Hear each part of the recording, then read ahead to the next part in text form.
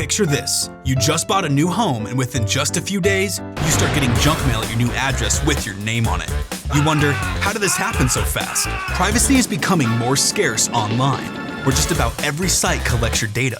Eventually, it makes its way to data brokers. Those shady platforms crawl across social media and public records to build profiles for anyone they come across, then sell the data to the highest bidder.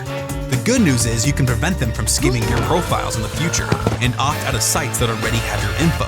It is your privacy after all. To keep them from getting your data in the first place, the first thing to do is lock down your social media accounts and set them to private. That way, your full profile can only be seen by your friends. Data brokers also go after your info through credit reporting agencies. Yeah, talk about a gold mine. You can stop them in their tracks, but it means freezing your credit, so no one can access, not even a bank where you applied for a loan. To opt out of the biggest data brokering sites, you have to request it through each one, and there's quite a few. But don't worry, we put together a list of those sites, along with instructions on getting your data back where it belongs, with you. At the very least, it can mean less junk mail, and that's still a win. Check out Komando.com and look for our report.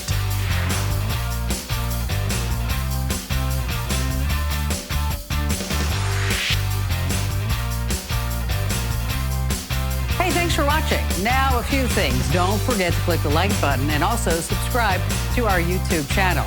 And for more digital know-how, check out all these other great links.